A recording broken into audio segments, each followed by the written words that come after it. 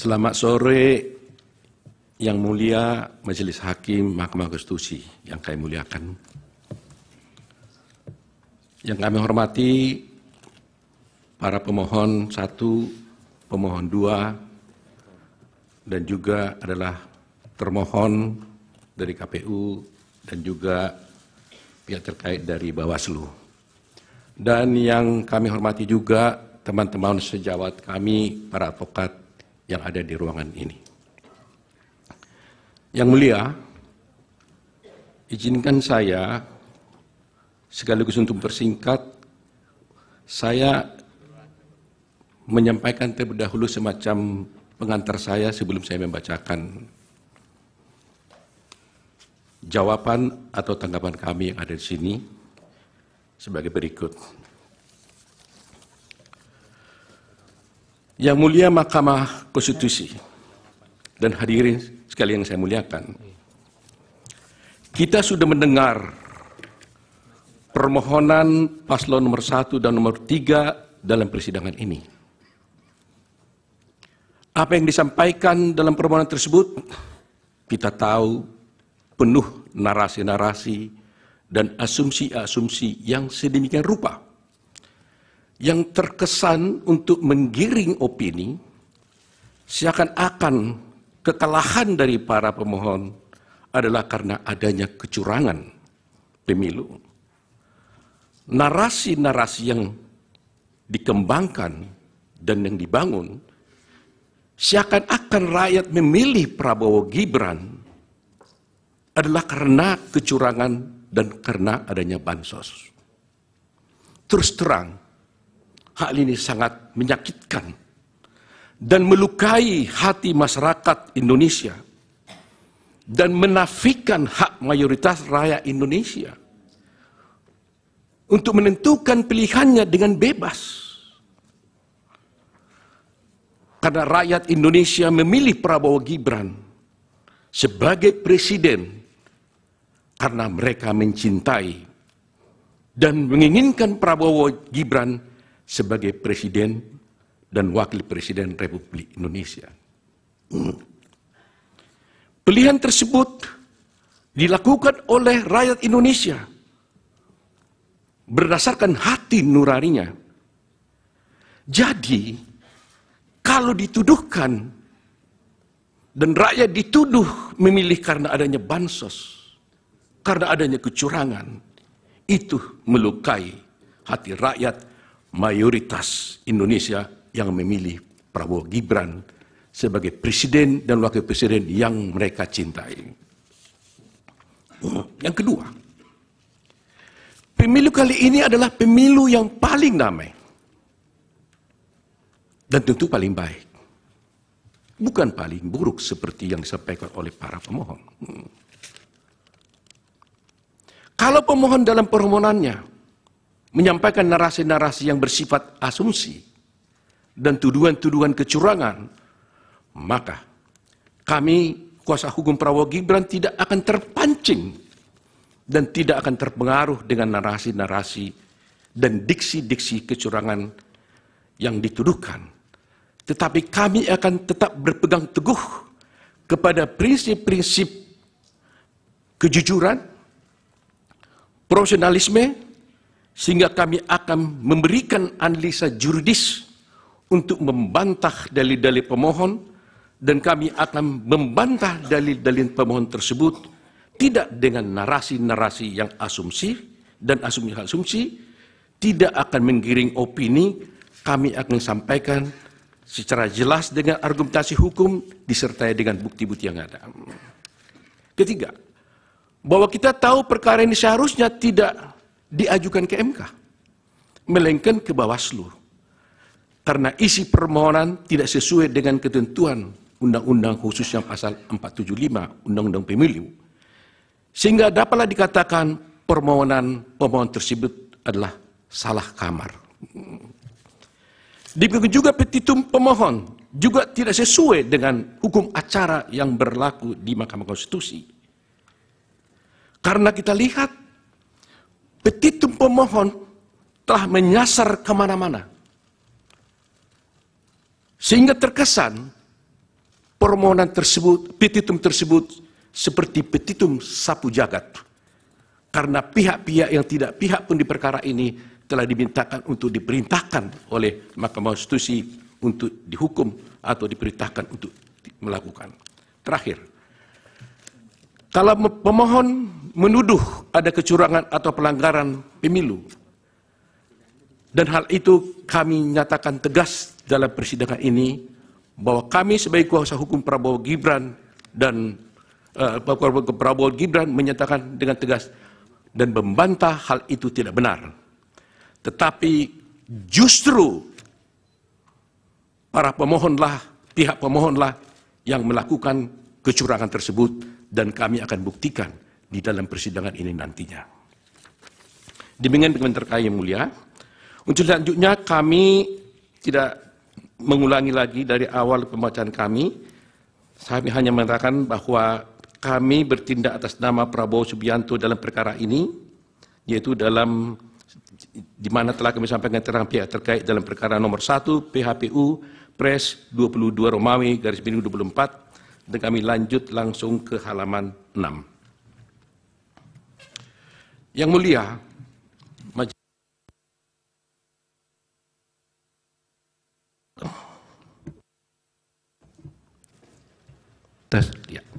Yang mulia, pasal 6 ayat 3 Undang-Undang Dasar Republik Indonesia tahun 45 menyebutkan, yaitu di ayat 3, pasangan calon presiden dan wakil presiden yang mendapatkan suara lebih dari 50% dari jumlah suara dalam pemilihan umum dengan sedikitnya 20% suara di setiap provinsi yang tersebar di lebih dari setengah jumlah provinsi Indonesia dilantik menjadi presiden dan wakil presiden.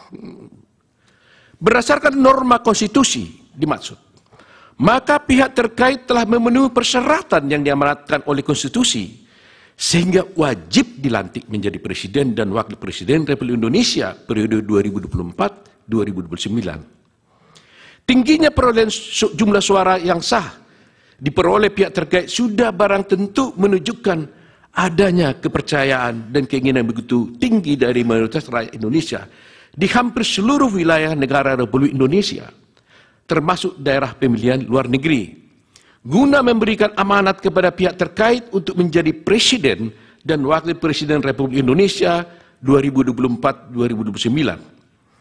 Rakyatlah yang dalam hal ini berdaulat menjadi penentu dari konsentrasi 3 pasangan calon presiden dan wakil presiden Indonesia, yang mana kami yakini ketiga pasangan calon adalah putra-putra terbaik yang dimiliki oleh bangsa Indonesia saat ini.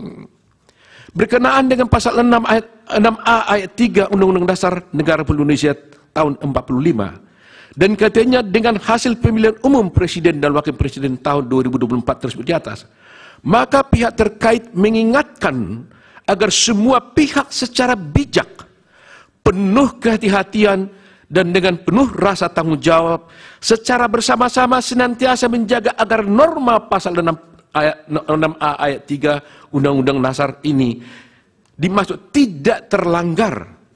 Jangan sampai setelah pemilihan umum diperoleh atas adanya ketidakpuasan dan kepentingan pihak-pihak tertentu terhadap hasil pemilihan umum presiden dan wakil presiden dimaksud, kemudian terus-menerus dilakukan upaya-upaya delegitimasi dan penegasan terhadap hasil pemilu itu dengan alasan-alasan yang tidak konstitusional dan tidak bersesuaian dengan peraturan undang-undang yang berlaku.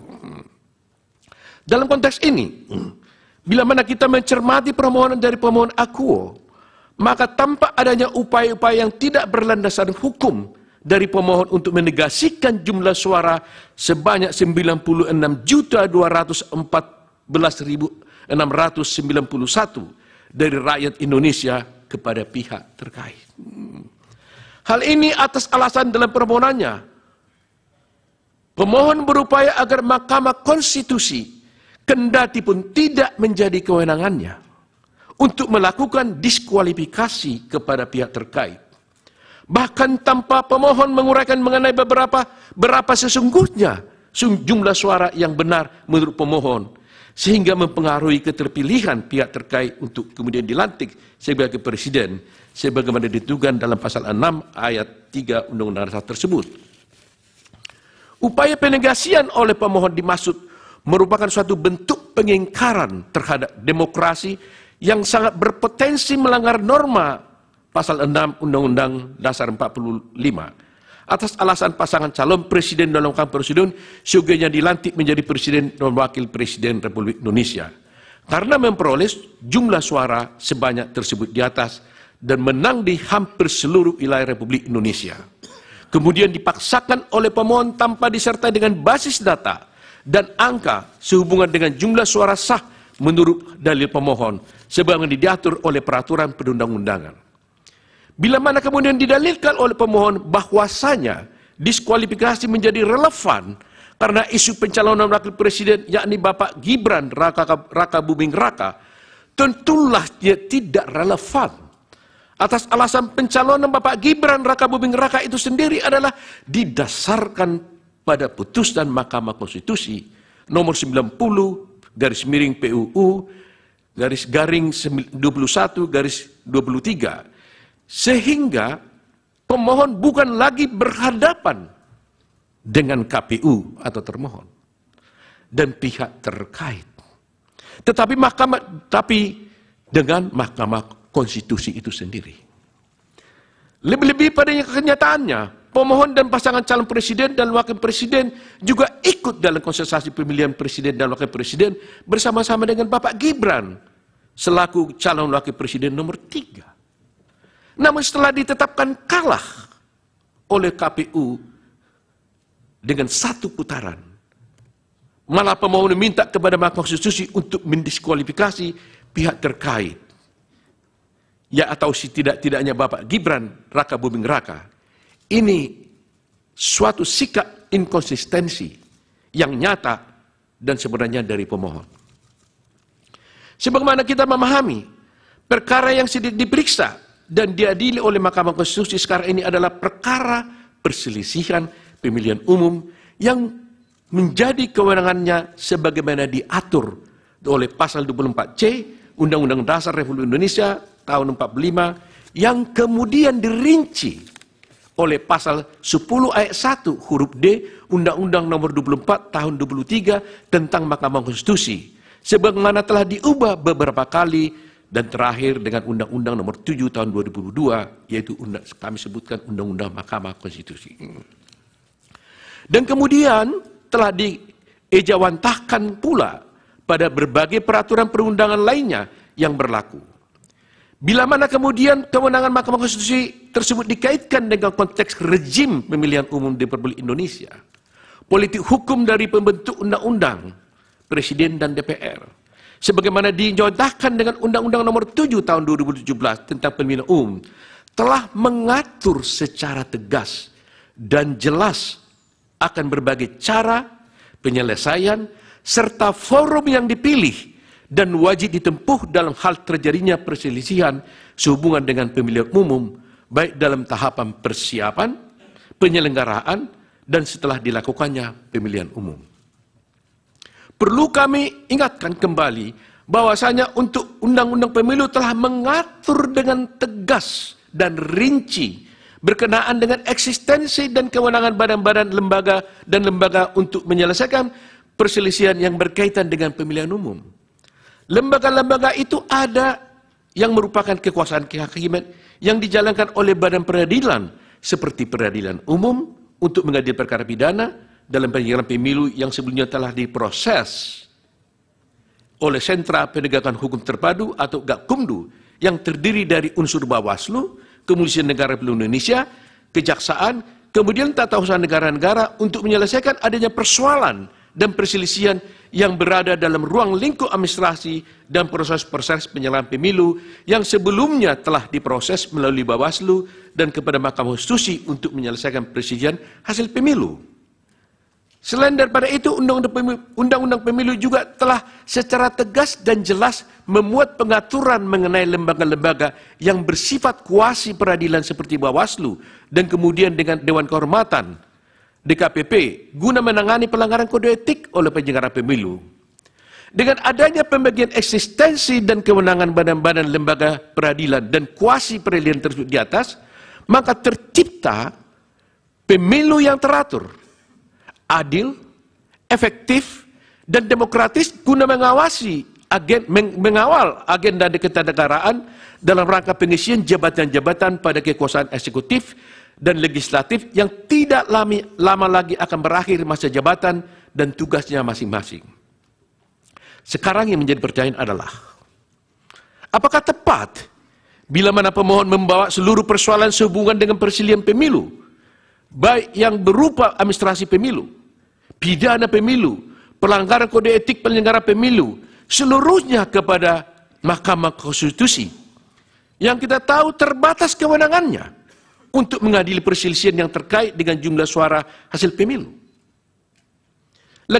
Lebih-lagi, jangka waktu ditentukan oleh undang-undang untuk memutus suatu perkara perselisihan pemilu adalah hanya 16 hari. Asal dasar itu, hemat kami, permohonan akuo justru merupakan kemunduran dan suatu bentuk ketidakbijakan oleh pemohon yang berpotensi melanggar norma konstitusi dan peraturan perundangan yang berlaku, sekaligus mengabaikan adanya pengaturan penyelesaian perselisihan pemilu sebagai ditentukan oleh undang-undang pemilu. Kalau semuanya perkara diajukan kepada pemilu, pertanyaan berikutnya adalah, apakah pemohon yang merasa telah terjadi berbagai kecurangan dan pelanggaran telah membawa permasalahan yang dihadapi pemohon sehubungan dengan kecurangan dan pelanggaran dalam proses pemilu kepada badan-badan peradilan sesuai kewenangannya terus di atas? Bila mana sudah, barang tentu badan-badan atau lembaga-lembaga itu telah atau sedang berproses, atau bahkan telah memutuskan sesuatu kepada pihak yang terlibat dalam sengketa dimaksud, termasuk juga kepada pemohon. Bila mana ternyata pemohon justru tidak membawa permasalahan dimaksud kepada badan-badan peradilan, maka artinya pemohon sendiri telah mengabaikan hak-hak hukumnya dalam masing-masing persoalan dimaksud. Atas hal tersebut adalah tidak tepat bila mana kemudian pemohon membawa seluruh persoalan yang berkaitan dengan kecurangan, pelanggaran dalam proses pemilu yang menjadi kewenangan dari badan-badan lain kepada Mahkamah Konstitusi ini, yang kewenangannya terbatas pada hasil pemilu, yang mempengaruhi keterpilihan presiden dan wakil presiden guna diperiksa dan diadili Mahkamah Konstitusi hanya dalam waktu 14 hari. Padahal jauh sebelum hari ini, peraturan perundang-undangan telah memberikan kesempatan kepada pemohon untuk memprosesnya melalui badan-badan, lembaga-lembaga dimaksud di atas.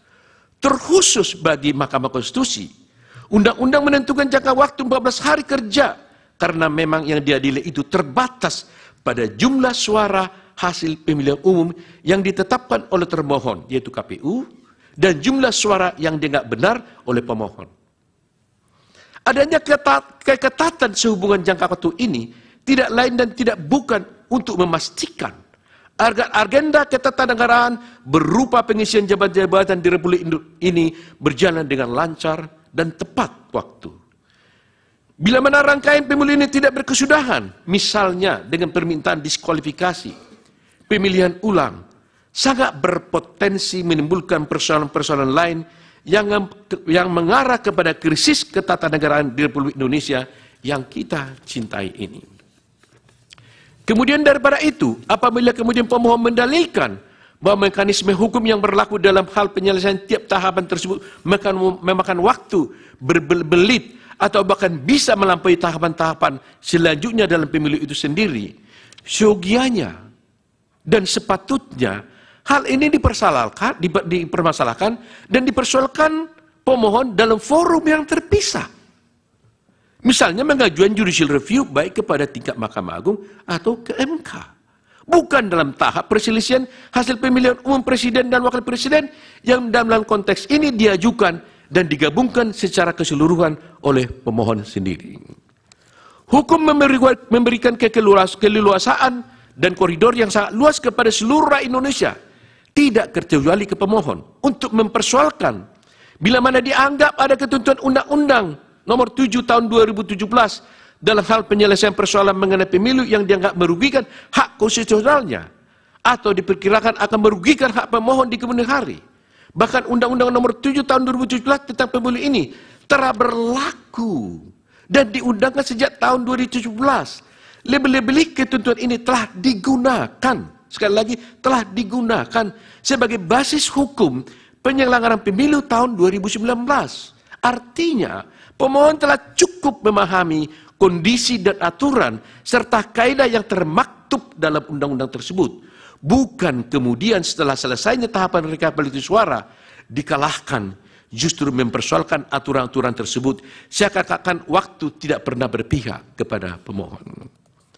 Sebagaimana kita maklum, jabatan Presiden dan Wakil Presiden Bapak Insinyur Haji Joko Widodo dan Bapak Profesor Dr. Kiai Haji Ma'ruf Amin berdasarkan konstitusi terbatas untuk jangka waktu 5 tahun dan akan berakhir tanggal 20 Oktober 2024. Pada waktu yang sama perlu dihindari adanya kekosongan barang sedetik pun. Maka Presiden dan Wakil Presiden terpilih berdasarkan pemilu tahun 2004 harus dilantik sebagai Presiden dan Wakil Presiden Indonesia. Namun demikian, bila mana perselisihan hasil pemilu kemudian tidak berkunjung berakhir, sebagaimana yang dipaksakan oleh pemohon, maka bukan tidak mungkin agenda ketatanegaraan yang terpenting yang bagi bangsa dan negara Republik Indonesia ini akan terlewatkan atau tidak dapat terlaksana. Itulah yang menjadi esensi dari politik hukum dalam mengatur mengenai mekanisme dan jangka waktu penyelesaian perselisihan pemilu oleh masing-masing badan-badan lembaga tersebut di atas. Semata-mata untuk memastikan agenda ketatanegaraan Republik Indonesia dapat berjalan secara tertib dan tepat waktu. Bila mana tahapan pemilu akuo diulang sebagaimana dikehendaki oleh pemohon, maka pemilu ulang yang demikian itu tidak pula ada landasan hukumnya, baik dalam Undang-Undang Dasar 45 maupun dalam Undang-Undang Pemilu.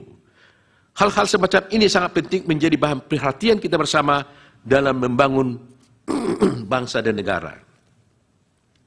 Pihak terkait meyakini bahwasanya Yang Mulia Hakim Konstitusi sangat memahami hal-hal yang pihak terkait sampaikan tersebut. Kami pun meyakini bahwasanya Yang Mulia Konstitusi memiliki concern atau perhatian yang sama dengan kami. Putusan dari Yang Mulia Majelis Hakim Konstitusi nanti kami yakini akan memberikan suatu penyelesaian akhir sekaligus pencerahan dan edukasi yang teramat baik bagi seluruh rakyat Indonesia. Adapun pihak terkait sangat meyakini bahwasanya rakyat Indonesia secara mayoritas telah menerima visi, misi, dan program yang disampaikan oleh pihak terkait. Dalam hal ini Prabowo Gibran secara mayoritas menginginkan pihak terkait untuk menjadi Presiden dan Wakil Presiden Republik Indonesia periode 2024-2029. Oleh karena itu Yang Mulia, izinlah kami menguraikan secara detail dan secara spesifik bagaimana tanggapan kami terhadap permohonan daripada pemohon 1. Pertama, kami sampaikan tentang kewenangan Mahkamah Konstitusi. Di sini kami menyampaikan bahwa sesungguhnya Mahkamah Konstitusi tidak berwenang untuk mengadili perkara ini. Bahwa dalam permohonannya pemohon mendalilkan bahwa Mahkamah memiliki kewenangan untuk mengadili perkara akuo. Bahwa dalil pemohon tersebut adalah tidak benar dan tidak tepat. Justru sebaliknya, pihak terkait berpendapat bahwa Mahkamah tidak berwenang untuk mengadili perkara akuo yang akan kami uraikan dalam bentuk eksepsi sebagai berikut. Eksepsi absolut. Maksud kami eksepsi kompetensi absolut. Sejalan dengan prinsip negara hukum, maka negara berkewajiban untuk menyelenggarakan ketertiban hukum dengan berdasarkan dan berpedoman pada hukum. Keunggulan mutlak, the absolute predominance of the law, harus diwujudkan. Keunggulan mutlak hukum didasarkan pada kedaulatan hukum. Kedaulatan hukum merupakan dasar fundamental konsep negara hukum. Dengan kata lain, konsep negara hukum berakar dari paham kedaulatan hukum yang pada hakikatnya berprinsip bahwa kekuasaan tertinggi di dalam suatu negara adalah berdasarkan atas hukum. Dikaitkan dengan permohonan pemohon, yakni pasangan calon presiden dan wakil presiden. Ini kasus Anies Rashid Baswedan dan Muhaimin Iskandar. Maka kedaulatan hukum menunjuk pada aturan perundang-undangan, yakni Undang-Undang Nomor 7 Tahun 2017 tentang penetapan yang terakhir diubah dengan Undang-Undang Nomor 7 dan tidak saya bacakan lagi. Ditinjau dari aksiologi hukum konstitusi, sebagaimana dimasukkan dalam pasal 28D ayat 1 Undang-Undang Dasar 45 yang menyebutkan kepastian hukum yang adil, maka kepastian hukum dan keadilan merupakan satu kesatuan. Kepastian hukum yang menunjuk pada aspek prosedural harus dipatuhi dan ditaati. Kami ingin mengulangi frasa ini. Kepastian hukum yang menunjuk pada aspek prosedural harus dipatuhi dan ditaati. Menurut Idewa Gede Atmaja, Undang-Undang Dasar 45, mengikuti aksiologi hukum aliran hukum alam atau kodrat, dengan mengacu kepada nilai-nilai keadilan yang bersifat mendasar atau fundamental, dan aliran positivisme hukum dengan mengacu kepada nilai kepastian hukum yang menunjuk pada hukum formal, yaitu peraturan perundang-undangan. Dengan demikian, peraturan perundang-undangan baik secara formal maupun material harus mengandung kepastian dan keadilan. Pada keadilan prosedural diekspresikan dalam penerapan prosedur penyelesaian sengketa atau pengambilan suatu keputusan. Tolak ukurnya adalah ketaatan pada hukum acara. Saya ulangi lagi, ketaatan pada hukum acara. Pada keadilan hukum diekspresikan keadilan menurut undang-undang dan keadilan ini berkenaan dengan penjatuhan terhadap peraturan perundangan yang dilanggar. Tolak ukur keadilan hukum adalah asas legalitas. Demikian juga pendapat dari Idewa Gede Atmaja dalam bukunya Filsafat Hukum, Dimensi Tematis dan Historis, Malang Setara Press, pada halaman sekian, tidak saya bacakan. Dalam perkara akuo, maka penerapan prosedur penyelesaiannya harus mengacu kepada ketaatan terhadap hukum acara. Salah satunya adalah perihal kompetensi sebagaimana diatur dalam Undang-Undang Pemilu. Disebutkan dalam Undang Pemilu, tepatnya dalam buku keempat yang mengatur tentang pelanggaran pemilu, sengketa proses pemilu, dan persisian hasil pemilu bab 1 pelanggaran pemilu, pada bagian ke-1 tentang penanganan temuan dalam pelanggaran pemilu. Pada bagian kedua menyangkut tentang pelanggaran kode etik penyelenggara pemilu. Pada bagian ketiga menyangkut tentang pelanggaran administrasi pemilu. Pasal 460 ayat 1 pemilu menyebutkan, pelanggaran administratif pemilu meliputi pelanggaran terhadap tata cara, prosedur, atau mekanisme yang berkaitan dengan administrasi pelaksanaan pemilu dalam setiap tahapan penyelenggaraan pemilu. Kemudian dalam ayat 2 disebutkan pelanggaran administratif sebagai dimaksud ayat 1 tidak termasuk tindak pidana pemilu pelanggaran kode etik. Berdasarkan ketentuan pasal 40 ayat 1 tersebut, maka diketahui bahwa pelanggaran administratif pemilu meliputi pelanggaran terhadap tata cara, prosedur, atau mekanisme yang berkaitan dengan administrasi pelaksanaan pemilu dalam setiap tahapan pemilu. Ketentuan ini membedakan sifat-sifat pelanggaran, yaitu pelanggaran mengenai tata cara, mengenai prosedur, serta mengenai mekanisme, dan yang menjadi objek pelanggaran yaitu administrasi pelaksanaan pemilu. Pelanggaran administratif pemilu terdiri dari 3 jenis pelanggaran, yaitu pelanggaran terhadap tata cara administrasi pelaksanaan pemilu, pelanggaran terhadap proses administrasi pelaksanaan pemilu, dan pelanggaran terhadap mekanisme administrasi pelaksanaan pemilu. Telah ditentukan bahwa tentang penyelesaian pelanggaran administratif pemilu, sekali lagi, telah ditentukan bahwa tentang penyelesaian pelanggaran administratif pemilu adalah menjadi kewenangan Bawaslu secara tegas dan jelas dapat dilihat dalam ketentuan pasal 461 Undang-Undang ayat 1 Undang-Undang Pemilu yang menyebutkan Bawaslu provinsi, Bawaslu kabupaten dan kota menerima, memeriksa, mengkaji dan memutus pelanggaran administratif pemilu. Menyangka putusan Bawaslu tentang penyelesaian pelanggaran administratif pemilu telah pula ditentukan secara limitatif sebagaimana ditentukan pasal 61 ayat 6 Undang-Undang Pemilu yang menyebutkan bahwa putusan Bawaslu Provinsi, Bawaslu Kabupaten Kota untuk penyelesaian pelanggaran administratif pemilu berupa perbaikan administrasi tata cara dan selanjutnya teguran tertulis, tidak diikutkan dalam tahapan tertentu dalam pelanggaran pemilu, sanksi administratif lainnya sesuai dengan ketentuan dalam undang-undang ini. Dalam kaitannya dengan pelanggaran administratif pemilu yang terjadi secara terstruktur, sistematis dan masif, sekali lagi, dalam kaitannya dengan pelanggaran administratif pemilu yang terjadi secara terstruktur, sistematis dan masif, telah diatur secara rinci pada pasal 463, pasal 463 Undang Pemilu sebagai berikut. Dianggap dibacakan itu. Tunggu dibacakan.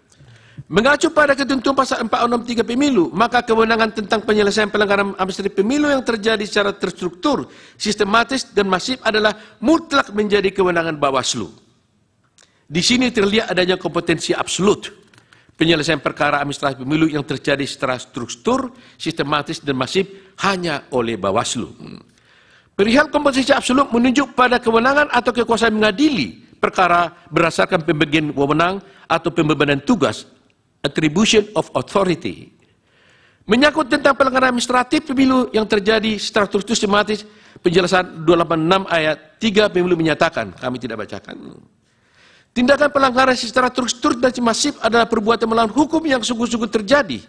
Onrecht in actu. Di sini selalu ada keterhubungan antara tindakan terstruktur dengan sistematis di satu sisi. Di sisi lain terjalin hubungan kausalitas antara tindakan terstruktur dan sistematis dengan terjadinya akibat yang bersifat masif tersebut. Keberlakuan secara masif adalah sebagai akibat atau resultan dari terstruktur dan sistematisnya pelanggaran administrasi pemilu. Hal ini sejalan dengan penjelasan pasal 286 ayat 3 Pemilu yang menyebutkan pelanggaran masif adalah dampak pelanggaran yang sangat luas pengaruhnya terhadap hasil pemilu, bukan hanya sebagian. Putusan terhadap pelanggaran administrasi pemilu yang terjadi secara terstruktur, sistematis dan masif ditindaklanjuti oleh keputusan KPU. Dapat berupa sanksi administratif, pembatalan calon anggota DPR, DPRD, dan calon para presiden dan wakil presiden. Dengan demikian, putusan Bawaslu tentang pelanggaran administratif pemilu yang terjadi terstruktur, sistematis dan masif harus ada terlebih dahulu. Dan harus pula ada keputusan KPU tentang sanksi administratif berupa pembatalan terhadap calon anggota DPR, DPD, DPRD provinsi, DPRD kabupaten, kota, dan pasangan calon presiden dan wakil presiden. Pada perkara akuo yang dimohonkan oleh pemohon, terlihat pemohon memasukkan permasalahan yang bukan menjadi ranah kewenangan Mahkamah Konstitusi. Hal ini dapat dilihat dalam pokok permohonan sebagaimana tertuang dalam huruf B yang didalilkan oleh pemohon sebagai berikut. Kami bacakan, di mana kesemuanya hal tersebut di atas adalah bukan ranah kewenangan Mahkamah Konstitusi. Perlu disampaikan di sini bahwa perihal perselisihan hasil pemilu telah diatur secara tegas dalam bab 3 perselisihan hasil pemilu. Pasal 473 Undang-Undang Pemilu, pasal 473 ayat 3 Undang-Undang Pemilu menyatakan, perselisihan penetapan perolehan suara hasil pemilu presiden dan wakil presiden secara nasional meliputi perselisihan penetapan perolehan suara yang dapat mempengaruhi penetapan hasil pemilu presiden dan wakil presiden. Pasal 475 ayat 1 dan 2 dianggap dibacakan. Tidak dibacakan. Frasa hanya, sekali lagi, frasa hanya terhadap hasil penghitungan suara bermakna pembatasan dan bersifat tetap. Tidak ada peluang untuk memperluas kewenangan Mahkamah Konstitusi, termasuk selain dari perhitungan suara. Secara argumentum a contrario, maka selain perhitungan suara adalah bukan menjadi kewenangan Mahkamah Konstitusi. Menjadi jelas bahwa kewenangan Mahkamah Konstitusi hanya terhadap hasil perhitungan suara dengan pendekatan kuantitatif. Mahkamah Konstitusi tidak berwenang mengadili pelanggaran administratif secara struktur, sistematis dan masif yang notabene pendekatannya adalah kualitatif, sesuai dengan sifatnya pendekatan kuantitatif kualitatif dan kuantitatif adalah dua hal yang berbeda. Dalam kaitannya dengan perkara akuo, pihak pemohon telah mempersamakan antara pelanggaran secara terstruktur, sistematis, dan masif dengan hasil perhitungan suara kuantitatif. Perlu disampaikan bahwa keadilan tidak absolut tentang adanya persamaan dan penyeragaman atas suatu hak. Dengan kata lain, keadilan juga menunjuk pada ketidaksamaan hak. Terwujudnya suatu keadilan apabila beberapa orang diperlakukan sama dan beberapa orang tidak diperlakukan sama. Demikian itu menunjuk pada mempersamakan hal yang sama dan membedakan hal yang tidak sama. Pada praktiknya, keadilan memang didasarkan pada kesemerataan, namun juga didasarkan atas kebutuhan atau kualifikasi.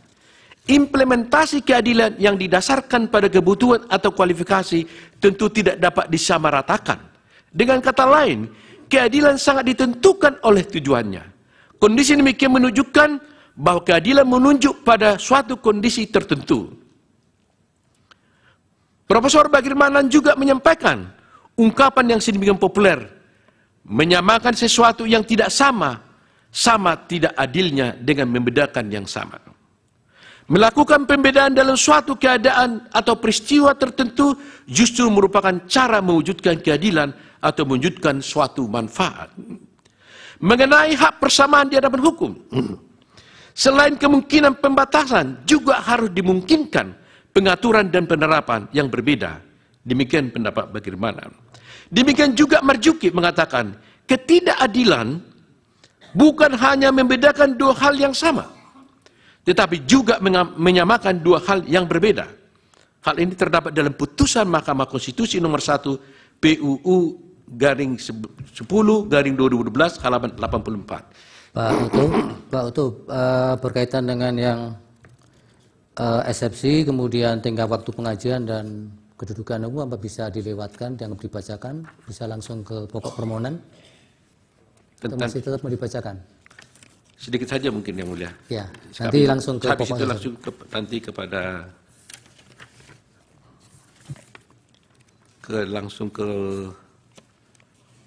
36 bisa dalam pokok permohonan. Dalam pokok perkara itu. Tentang kedudukan hukum, tentang penetapan perolehan hasil suara. Ada lagi satu eksepsi formilnya mungkin. Silakan. Ya. Kalau begitu kami langsung saja kepada eksepsi yang saya simpulkan dulu dengan eksepsi absolut yang mulia.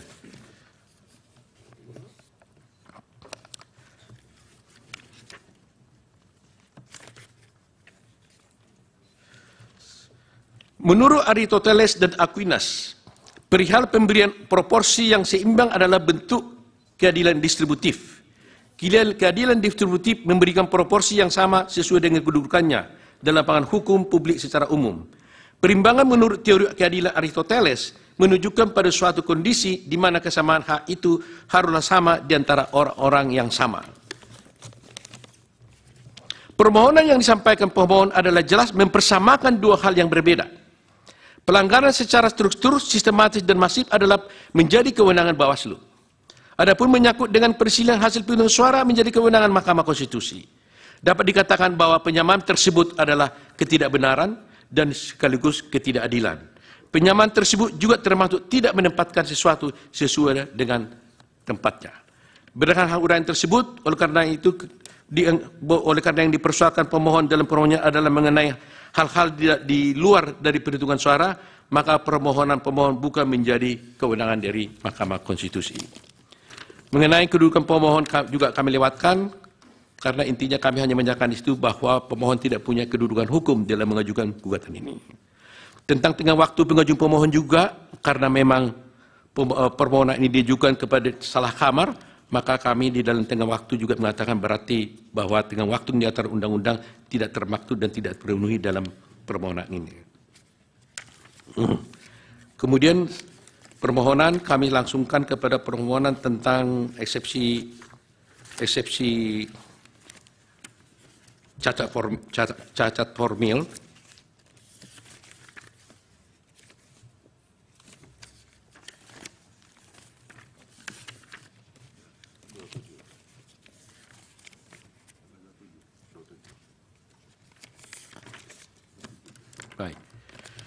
Eksepsi cacat formil. Eksepsi ini kami ajukan karena tidak sesuai dengan peraturan undang-undang. Kami tidak bacakan lagi pasal 45, undang-undang 45, undang-undang pemilu dan sebagainya.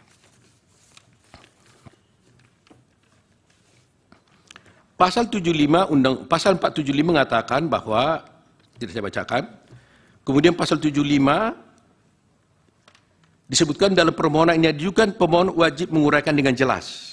Jadi di sini ada aturan yang sudah baku di dalam pasal 75 Undang-Undang Mahkamah Konstitusi bahwa dalam permohonan yang diajukan pemohon wajib menguraikan dengan jelas tentang kesalahan hasil perhitungan suara yang diumumkan oleh pemilihan umum dan hasil perhitungan yang benar menurut pemohon. Permintaan untuk membatalkan hasil perhitungan suara yang diumumkan oleh komisi pemohon dan menetapkan hasil perhitungan suara yang benar menurut pemohon. Dalam hal ini, ternyata pemohon tidak pernah mengajukan dalam permohonannya mana yang benar menurut pemohon penjadi perhitungannya dan mana yang salah menurut pemohon terhadap perhitungan dari KPU itu. Kemudian di dalam PMK Mahkamah Konstitusi secara tegas limitatif juga diatur bahwa di dalam PMK tersebut, di dalam pasal 7, pasal 8, butir 6B, poin 4, disebutkan pokok permohonan, saya ulang ini, pokok permohonan memuat penjelasan mengenai kesalahan hasil perhitungan suara yang ditetapkan oleh termohon dan hasil perhitungan suara yang benar menurut pemohon. Ini sudah tegas diatur. Bahkan di petitum pun juga disebutkan. Petitum itu harus memuat permintaan untuk membatalkan penetapan perolehan suara hasil pemilu oleh termohon dan menetapkan hasil perolehan suara yang benar menurut pemohon. Dalam kasus ini, dalam permohonan pemohon tidak menyebutkan dalam petitumnya